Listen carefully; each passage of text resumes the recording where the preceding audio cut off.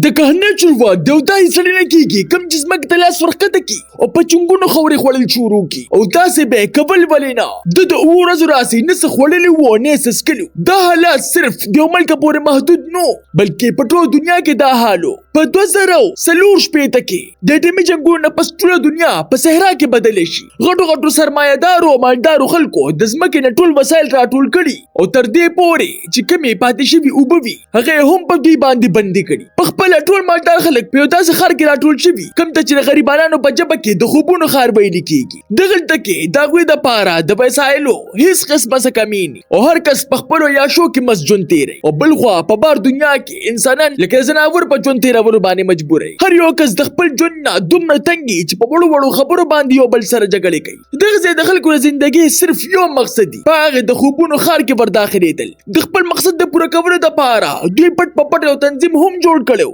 د کم نوم چې فریډم الاینس یو ورځ دوی د خبر ملو شي چې د خوبونو د خار فوج په خپل باندې راوتلې دي دوی ته په یو مات ګوټ وایرلس باندې پته ولګي چې دوی په کس پسې ګرځي کم چې دوی د خار را تختیدلې دي او بم هم ورسره موجود دي دغه فوجان پر یک سات کې را معلوم کی او ورپسې ور روان شي د دې نه خبره چې دغه تنظیم مشر له دغه بم په لاس ورغلې دي هغوی په یک سات کې دغه ګاډي د لاسه منصوبه جوړه کی د کم په باره کې چې هغوی سوچ هم نشو کولی دوی به دغه تکي تابېدل او چا به ورته هم سره شو ویلي خدا ځل ورسره بم موجودو دغه تنظیم کسان په کنده کې دغه بم پټ کی او چې څنګه ګاډي د بم خواله راشي نو تنظیم مشر کېج بټن وخی او ګاډي ورلوالوزي او په ډیره مشکله باندې صرف یو کس تل په زخمی حالت کې روزي چې هغه هم دوی دومره ټیم ورنکي دوی دا هر څه صرف او صرف د خوراک د پاره وکړل چې د ګاډي نه پریوتل خوراک پسې کلی ټول خلک را په منډه شي او لکه زناور په خوراک لګیا شي هغوی خوراک کوي چې تنظیم یو کس د دې غنیمت په باره کې تقریر شروع کړي زموږ مشن هر یو انسان ته خوراک رسول دی یو ورځ موږ به په دې خار باندې قبضه هم وکړو خلکو دا خبرو ته وګي خو دی چې په دې وخت کې د کېج د دې خوراک په ډبو کې د ټیم والا بم د خیال شي د دې بلې دوه سره هغه په چغو شي او ټولو ته د دغه ځای نه ټول د پاره وای خو اوس دا وخت شوی و د بم په درس سره هغه خلک کم چې صرف د خوراک د پاره دغلته کې راغلیو بې ګناه پکې والوزي او کېج د مایوسۍ نه علاوه هیڅ هم ونه کړلی شي هغه په زخمي حالت کې چرچ ته ورسي چلته کې هغه کس هم موجود دي کم چې دا خار را تختیدلی وو او دا ټوله واقعیا دغه د وجه مخې ته راغله دې کس نوم لاډو وو کېج دغه نه تپوسو کې کچېرې ته پرختیا باندې دا خار را تختیدلی نو بیا خو به تا ته د ورننوتو لاره هم معلومه دوی خبرې کوي چې په دې کې فوجان په چرچ کې را داخل شي او هر خوا چغې سوري شي په دې غوبل کې هغه کس منډه کې چې کېج هم ورپسې شي هغه په یو خوشي کور کې ور داخل شي چېرته کې د کېج ملګري ګیر کې چې ناڅاپه یې به داسې دماکه وشي چې د وجې کېج بېهوشه شو چې کله په هوش کې راشي نو د هغه ځای نه لاډو غیبي او په خوا کې ملنګ ناست دی هغه د ده نه د خپلو بچو دپاره رزق غواړي خو د هغه ته خیال نه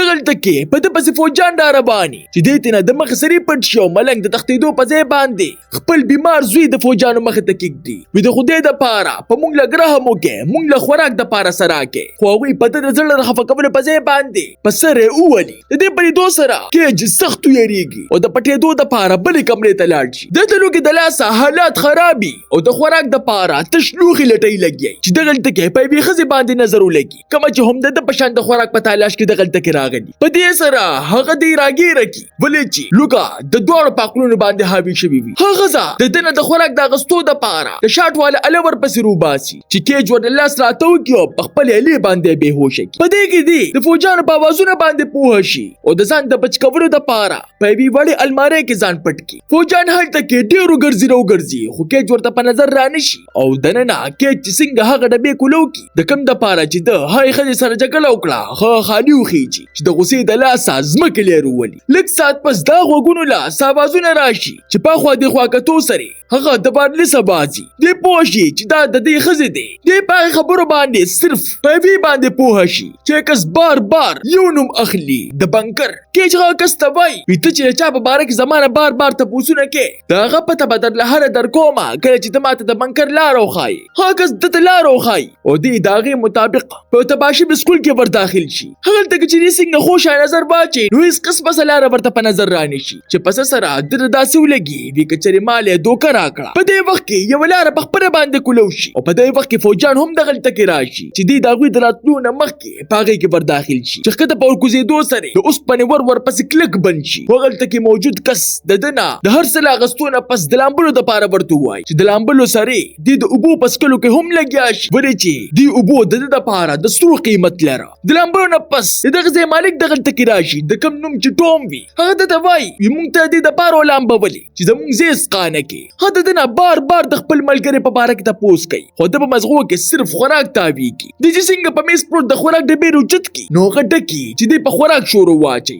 د دې انداز ته څنګه ټوم په مو کې نو پوښي چې په د باندې د حد نه سیوا ناري لوګي تیری شي دي دی ورته وای زما ملګری به هم ستاغونته خوراک کو خو ایډي ورته خاموش ناستي غپوهوي وی کچن اختیامي ورته وویل چې غمړه شوی ده نو دی به مې د دې ځنه په دکو باسي دی غلطه کې دومره خوراکو کې کم چې دو په خپل ټول ژوند کې چرته نو کړي د دې نه پس هغه ورله د آرام د پاره کمره هم ورکي د کمپنی دو سره چې د خپل سترګو یقین نه کیږي حاجی څنګه په ډبل بیډ کې سملی داسې جيبه کیفیت پیراشي چې د مغه سری ودشي ولې چې دومره نرم کټ د خپل ژوند کې چرته نه ویلیدلې پس با باندې ټوم دتا د خپل ملګری ته کتو د پاره وای چې په دې سره دی ورته زخمی خپې باندې جوړ کی او زخم ورته خای دغه د داسې ژوند په لیدو سره د کېچ په زړه کې لالچ را پیدا شي بل چې دلته کې دای سہولتونه کم چې د در پاره د جنت کم نو دی ویني چې ټوم ټولر وز د کمپیوټر مخه ته ناست او صرف د خوراک په وخت کې بار ته روزي یو ورځ کېچ ته محسوس شي چې خوراک ورته واره په کمې دودي چې په تاسو سره ټوم ورته وای وي دا مونږ تر اوسه پورې کم خوراک کو دا زما ملګری دلته کې راوړو او باقي هر څه د ختمېدو والدي په دې سره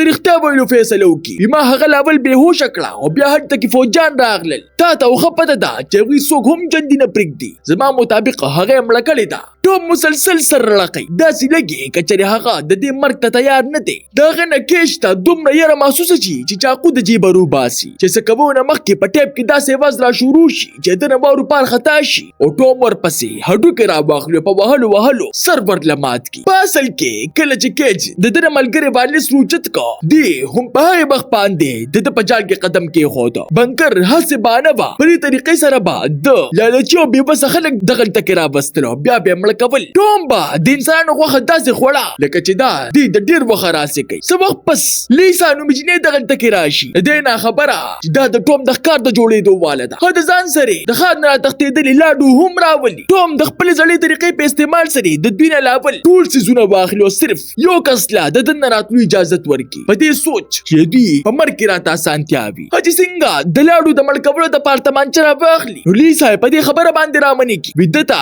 خار ته تلو لار معلومه ده وی کچری مونږ دی فریډم الاینس ته حواله کو نو بیا هغوی په دې خار باندې قبضه کولی شي په دې سره ټوم لاول سوچ کو بیا په حیرانتیا سره رضا شي هغه د خوراک د پاره لیسا د انسانانو خو خبر کی چې غیله کړه زناور غونته په خوراک کې لګیا شي ټوم مرتبه بستانه مخکې ملمنو هم ستا غونته خوراک کو د دینه پس هغه ورته د لاډو د پرخوتو مقصد ظاهر کی ویزه د ځلنه د خار دخل کو نفرت کوما او غواړم چې دوی هم داسې د لوګي نه مړ شي لکه څنګه چې دلته کمري دې په دوه سره د لیسا په مره کې لاړو چی بل چې داغه په ذهن کې دو ګینه دا یو رحم دل انسان دی خو پاسل کې دا خپو ذهني مریضو د شپې په وخت کې ټوم چې څنګه ود شي نو لیسا پټ پټه د لاډو خاله ورشي او هغه سره د حفاظت واده وکي او ورسره دا شرط هم ورته کېږي چې دی په بدل کې به ما ته په هغه خار کې ور داخله چې لاډو د مغ سره په دې خبره باندې رضا شي په نیمه شپه کې دا چابيانو په تلاش کې لګیا شي چې په دې وخت کې دیتا دی هوټل په شا باندې په لاسونو جوړکل شي بیا څونه ملو شي دا هغه څونه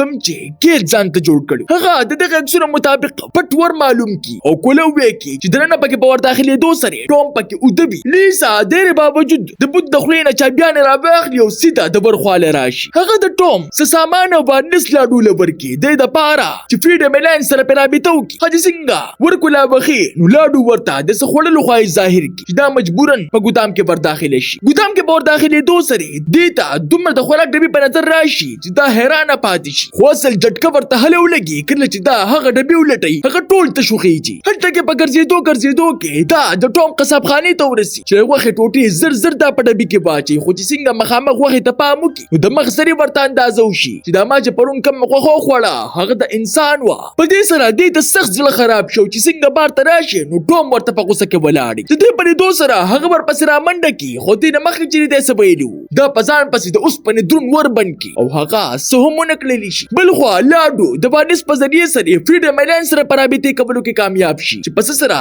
دغه په زړه کې څه ناڅه امید را پیدا شي چې اوس په هر څه ټیک شي. لیسا د تښتېدو دپاره د هوا په سورو کې ور داخله شي چې په لږ ساعت کې ټوم هم ورپسې دغلته کې راشي چې دا تېنه دومره یېرېږي چې په تلو کې یوې کمرې ته وغورځېږي. دغه کمره وه په کومه کې چې به ټوم د انسانانو هډوکي غورځول. په دې سره د هغې حالات نور هم په خرابېدو شو، په ډېره مشکله باندې ځان راقابو کړي. دا چې څنګه په ور کې بار ته وګوري نو ټوم لاډو تړلې وي چې په دې سره دې داسې ولګي چې اوس پې مړ کوي چې په دې کې دغلته کې د فریډم الینس کسان راشي او د مغز سرې د ټوم په راښکلو کې لګیا شي. دا هغه کسانو ته وایي ویلاډو د ښار نه راغلی کس دی او د ښار لارې په ډایرۍ کې لیکلې ده چې دې پورېدو سره هغوی لاډو د مغز سرې مړ کړي. په دې سره د هغې مازه کار پرېږدي چې دا خو د حق تنظیم دی، دا کار یې ولې وکړو. د هغې مشر ورته په خپله باندې لګیا شي. بې بچ شوي کسانو دپاره د هغې ښار صرف امید کافي دی. که چېرې د هغوی خوبونه پوره شو نو بیا به موږ سره کار څوک کوي. دا پوه شي چې دوی هسې په نوم باندې حق کوي، صرف د درو خوبونه خلکو ته ښایي او د ځان دپاره استعمالوي. هغه مشر چې دا څنګه د مړه کولو والي نو په دې وخت کې د دې د شاټ والالي ته پام شي چې شاټ د ورکولو نه پس